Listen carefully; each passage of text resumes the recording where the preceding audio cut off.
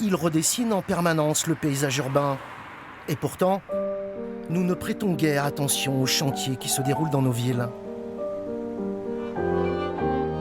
En y regardant de plus près, on découvre en fait qu'il en faut du monde pour échafauder des travaux. C'est l'un des produits les plus utilisés pour l'isolation des bâtiments, la laine de verre. Et ça tombe bien, on en produit dans notre région, chez Isover à Chalon-sur-Saône. Ici, c'est même essentiellement du verre recyclé qui est utilisé pour la fabriquer.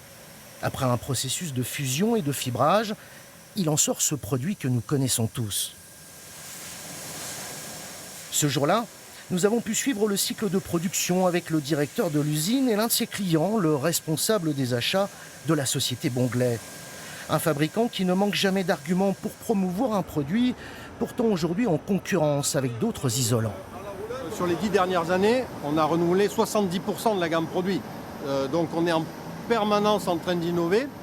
Et notre but, évidemment, est d'apporter de l'isolation, du confort, de la protection acoustique aussi, et qu'on oublie souvent, dans les ménages, dans les différents bâtiments. En fait, on est sur l'ensemble de ces marchés-là.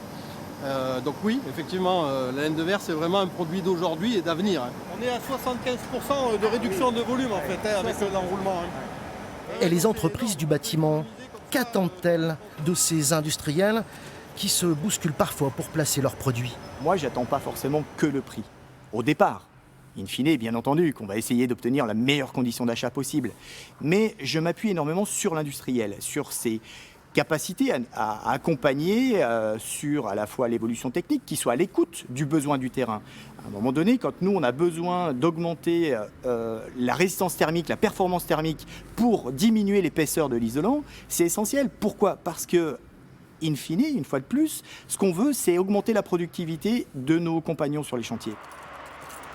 Dans ce secteur d'activité, il y en a un qui doit toujours avoir une calculette dans la tête. C'est le commercial qui est chargé justement de vendre les chantiers. On peut approcher la partie financière dès le premier coup d'œil, mais en évaluant sur une grosse fourchette. Ensuite, c'est pas des petits travaux, donc c'est quand même des travaux assez onéreux. On refait les façades pour l'isolation thermique par l'extérieur. Généralement, j'arrive à comparer avec l'automobile. On est à peu près dans les mêmes tranches de prix moyen pour un pavillon. Donc on y va, on fait le tour de la maison, okay. On regarde les points particuliers. Je vais regarder avec vous. Okay. Ce jour-là, Nicolas Parot avait rendez-vous avec Monsieur Loisy qui veut isoler sa maison. Donc les descentes d'eau pluviale, donc ça, on s'occupe de tout, donc on démonte. Oui. On démonte les descentes d'eau. Son entreprise a déjà réalisé des travaux chez lui. Un avantage énorme dans un secteur où la concurrence est féroce. Ouais, donc là, ici, pas de problème. Il m'a bien expliqué tout ce que j'avais droit aux aides qu'on a eues par Total, je crois. Et puis la défiscalisation aussi. Et au final, ça s'est passé exactement comme il me l'avait dit. Il y a tellement n'importe quoi dans ce domaine que... On reçoit de la pub tous les jours, on est sollicité au téléphone tous les jours. Et il y a tellement d'arnaques. Quand on regarde ce qui se fait à certains endroits, on n'a surtout pas envie de les voir chez soi, quoi.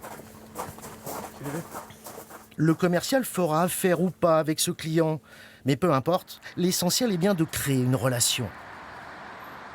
Gagner leur confiance, c'est la clé du métier, je dirais. Si le client n'a pas confiance en vous, on ne fera rien du tout, en fait.